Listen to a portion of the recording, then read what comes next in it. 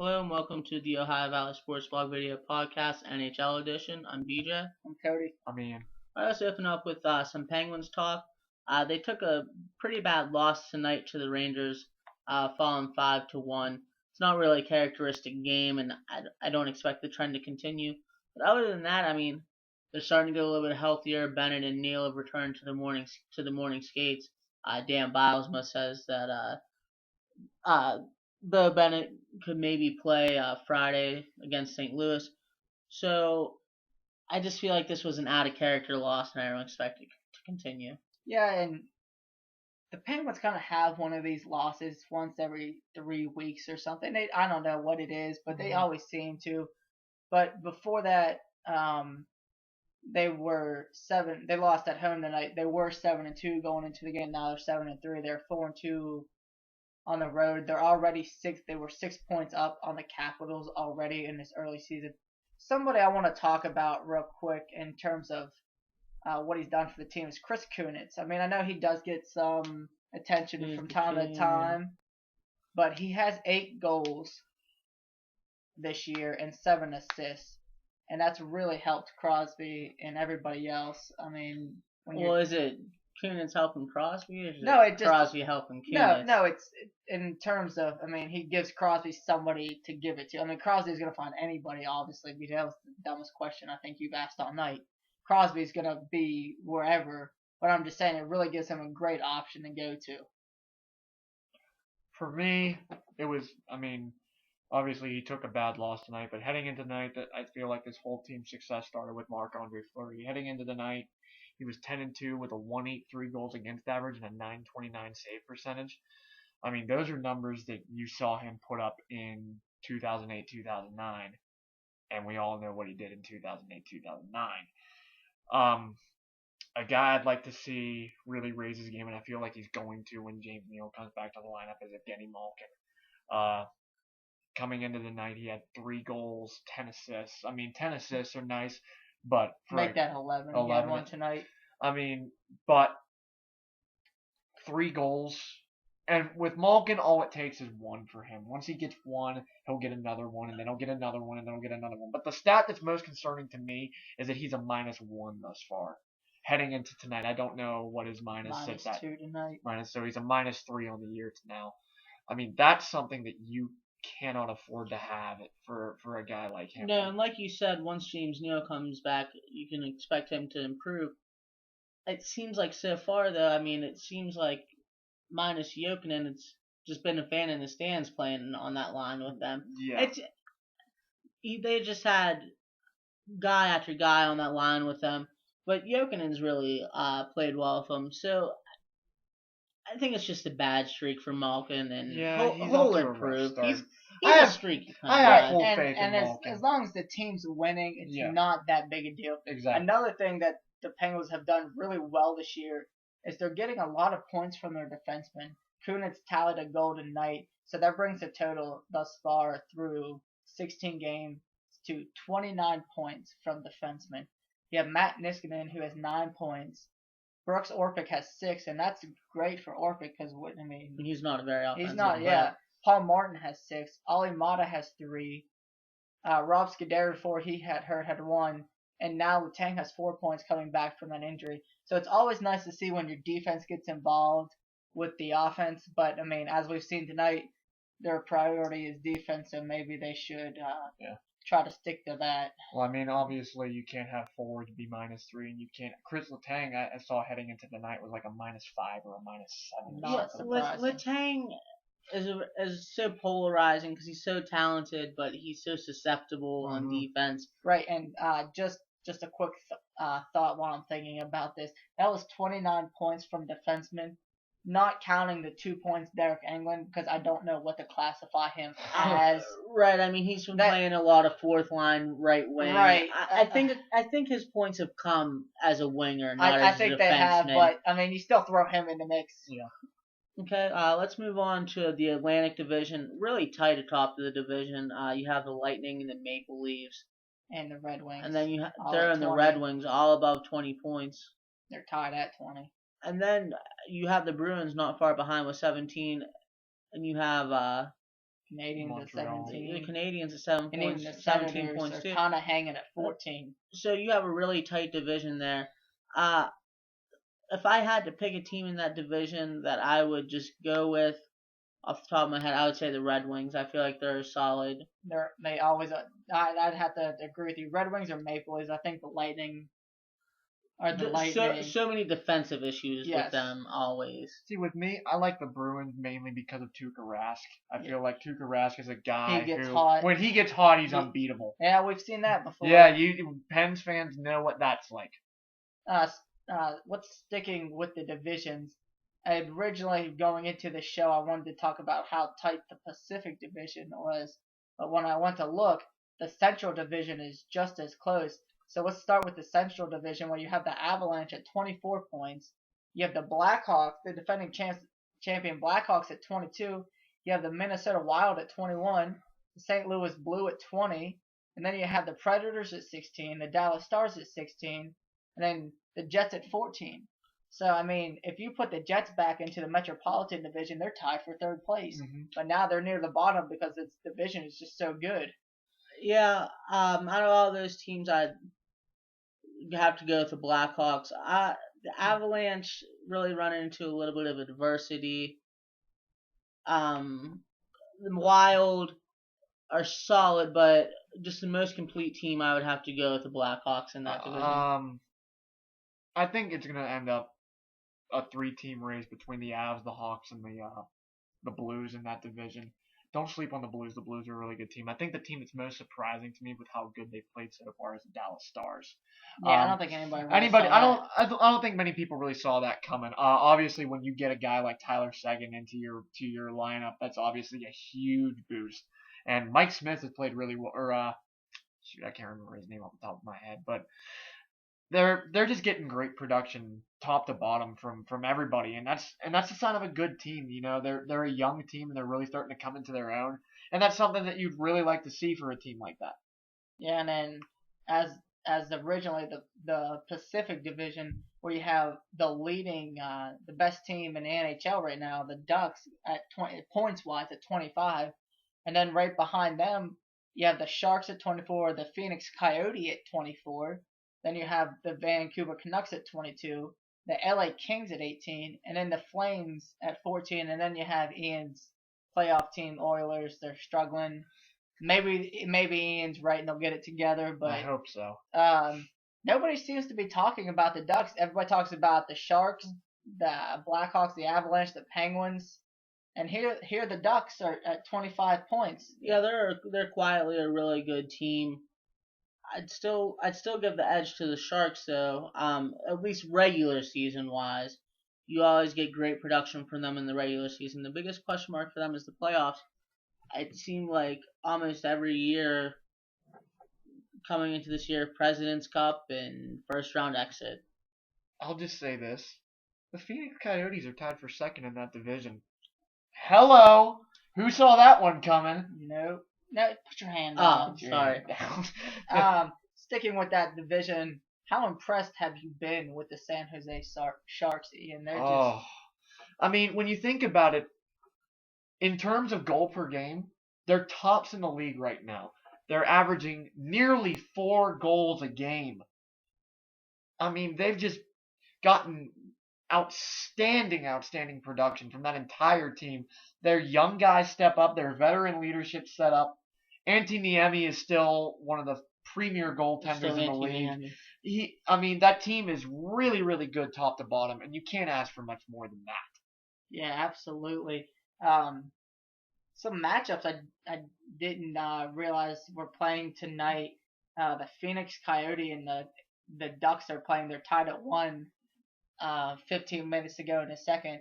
That's a huge game. Every time you're playing an in division, the Coyotes have a shot to take the lead in the division tonight. Right, and that would give them the most points in the NHL. Yeah. So the Phoenix Coyotes have a chance to become the best team in the NHL tonight. Another good matchup. You have Ian's beloved Avalanche. Can I please just have my Avalanche man crush moment here I for a little bit? I know. I have some numbers that I think you're going to want to hear. Okay. They're off to a better start right now at 12-1 than they were in 1998 and 2001. Were they good those years? Those were the years they won the Stanley Cup. What's Oh. The stats that I think are most impressive to me are right now they are killing 90.9% of their penalties. Wow. They are averaging 3.23 goals per game. And they do not have a player in the top 30 in points. Their leading scorer is Matt Duchene with 14 points. That's 32nd in the NHL. Crosby has more assists than he does points. Yes. To put that into perspective. Yeah, but I mean, if you think about that, that's just a really good effort from all four lines. That's a top to bottom team, and for a young team like that, that's even more impressive. Right. But what do you think of the Semyon Varlamov thing? Semyon Varlamov situation? You see in leagues like the NFL, when there's any suspicion of anything, they're at least suspended, and you see what goes on. But you didn't really see anything happen with the Semyon Varlamov thing. You saw him start in goal the next night after he was arrested and was reportedly beating and laughing at the same time his girlfriend. The NHL's player discipline program is the worst in sports. There's no other way around it. I mean, you have a guy in Phil Kessel who basically tried to cut a man's leg off in the preseason with his stick and got a preseason suspension for 6 games. 6-game suspension in the preseason. You have a guy... Well, right, but if you're Kessel, your strategy is it's really hard to skate on one leg. Makes sense. No. And then a couple weeks ago, you have Louis Eriksson take an absolute cheap shot from a guy, comes charging off the bench, blindsides him without the puck, goes elbow to head, and I can't remember how many games he got for that, but it wasn't anywhere near enough. It's the NHL's player discipline program has got to raise its game. It's got to step up because there's no set definition on anything right now, and that's a problem because you're seeing guys get away with stuff on the ice and off the ice that they really shouldn't be. Right, and if the Avalanche win tonight and Patrick Waugh it'll be the best start for a rookie head coach. So you're really pulling for him because he's just such a likable guy. I love me some Patrick Waugh. But at the moment, they are trailing the Nashville Predators 4-3, almost at the end of the second. With so many good teams in NHL so far, I'd like to hear who both of you think your absolute best team is in the NHL. That's so tough. Because tough. I mean, we just named the Western Division. Yeah, you have the Pacific 1, 2. Division's You have really good. 1, 2, 3, 4, 5, 6, 7, 8. You have 8 teams over 20 points. If you made me pick right now, I'd say it's the San Jose Sharks. I know the Ducks are ahead of them at the moment, but the San Jose Sharks, great production from all their lines, great goaltending. I don't see a reason they're going to slow down. I think the Sharks are probably the best team in the league right now. I'd have to agree with you. The Sharks are kind of like the Penguins in the sense that it's nice to do well in the regular season, but what really it comes down to for them is postseason. Mm-hmm. But as of right now, I would have to say that they're the most complete team in the league. I like the Avalanche just because they've only lost 1 time this year with 24 points. I know we weren't going to do this, but let's do it anyway. Let's play contender pretender because there's not that many teams in the NHL. We'll start with the East. The Lightning at 20 points. Ian, can they make some noise in the playoffs? Absolute contender with Stamkos and St. Louis. I mean, those are 2 future Hall of Famers in my opinion. I don't see a reason that they slow down. I agree with Ian on that one. Yeah, me too. I think they're probably gonna make the playoffs, maybe make some noise. The Maple Leafs sitting at 20 points. Contender, pretender? I'll go with contender. They're a team that made the playoffs last year and were really just a miracle comeback by Boston away from advancing into the second round. They've continued to build on that this year, and I'd see them getting a playoff berth again. Absolutely contender. Phil Kessel is still one of the better players in the NHL, and they have 2 really good goaltenders in Bernier and Reimer. I think that's really going to be an asset for them going down the stretch when we get later into the season. I'd agree with both of you. And James Van Riemsdyk is still really, really good at hockey. Yeah, I would agree with both of you on that one. Let's go with another team, the Red Wings, at 20 points. I mean, what else can we say about them? Just when you're ready to count them out, they find a way. Yeah, I'm gonna go with contender. Howard really gives them a younger player in goal who's really solid, who goes along with the older players at the forward positions. Yeah, I'll say a contender. The addition of Daniel Alfredson, I think, has really been underrated for how he's an older guy, but he's still playing at a very high level. And Pavel Datsuk is unreal. He's unreal. The moves he has and everything. He has the else, best hands in the league. The best hands in the league, no doubt. The Washington Capitals sitting at second place in the Metropolitan Division with 16 points. B. I'm gonna say pretender. I know that Alex Ovechkin and Backstrom are so good, but I just don't see enough talent around them. I'll say contender. I don't trust them in net. I just don't feel like there's really any consistency in goal for them to pose much of a threat. They're gonna win a lot of games and they'll be there down the stretch, but I think weakness in net is their undoing. Like it usually is, but I agree with you. I'll go with contender just because the East is down. But don't look now. Alexander Ovechkin remembered how to play hockey, so that's always he does that news. every now and then. Every once in a while. Kind of surprising. The Islanders only have 15 points this year. Contenders, pretenders. At the beginning of the season, I would have said contender. They seemed to really give Pittsburgh a tough matchup in the playoffs. But was it because Pittsburgh was playing so bad, or is it because they're good? I'll go with contender, but that's slowly slipping away from them. I'll say contender. The addition of Thomas Vanek was huge to that team. John Tavares is still really good. Matt Molson played really well, and I just feel like once Thomas Vanek really settles in with that team, he's already gotten a couple of goals for him, which is huge. But once he really starts to find his groove and get comfortable playing with John Tavares on that top line, I think that's a team that's gonna really start to find its own. Right. I agree with you guys. They're on the fence. They're contenders, but they need to prove a little more. It's early on, so I think they have a chance to do that. Another surprising team, the Rangers only have 12 points. Make that 14. 14, they did win tonight, but still, 14 points. I'm going to go with pretender. They really faltered at the end of last season with Tortorella. I don't know. I know Lundqvist is still solid, but they just don't seem to be a contender this year. I'll say a pretender because the Rangers always seem to find a Ranger thing to do, which ends up in a bizarre kind of way to lose hockey games, and you can't afford that in the NHL with how tight it's been thus far. Yeah, I agree with you, Ian. They just always seem to do something Ranger-like. Pretenders.